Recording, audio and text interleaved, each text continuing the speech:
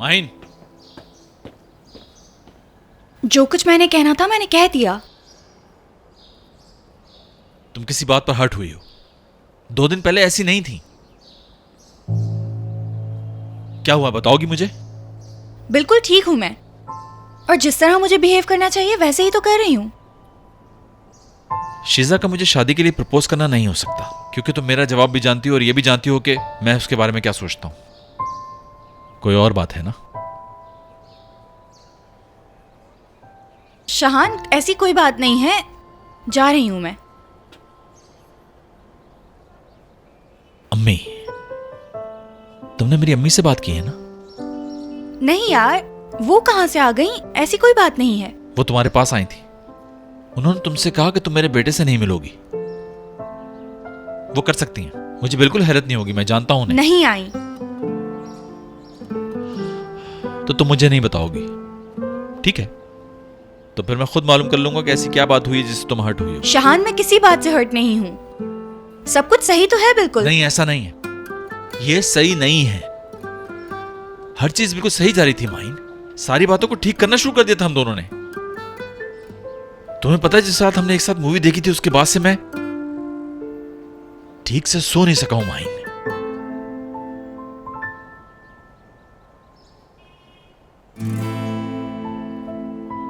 आज रात सिनेमा जा रहे हैं हम दोनों। क्या? हाँ, ठीक सुना तुमने। सिनेमा जाने के लिए इनवाइट कर रहा हूं। ऐसा कुछ नहीं होने वाला। गुड। तो फिर मैं तुम्हारे घर आ जाऊंगा। तुम, मैं और तुम्हारे बाबा साथ बैठेंगे। क्या ख्याल है? फैसला तुम करोगे।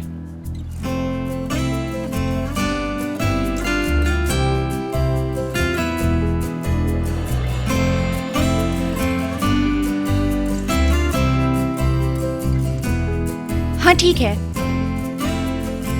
हम लोग सिनेमा जाएंगे। Good decision.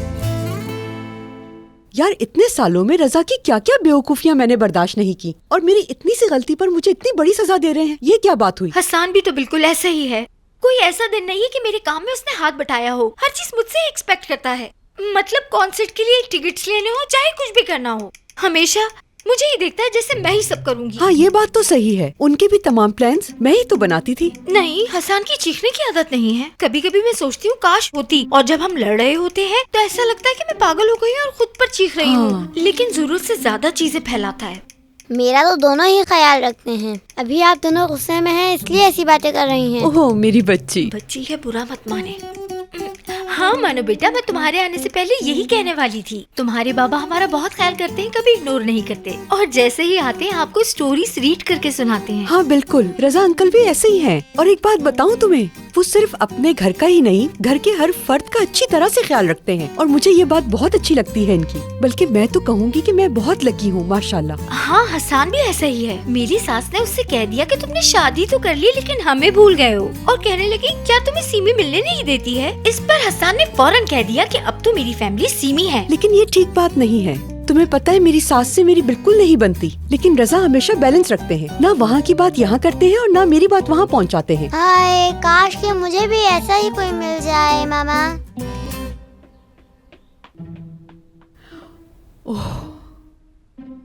लेकिन इस दफा तो हरगिज माफ नहीं करने वाली मैं उसे। बहुत बुरा किया है मेरे साथ। मैं भी रजा की इस हरकत से बहुत ज्यादा हर्ट हुई।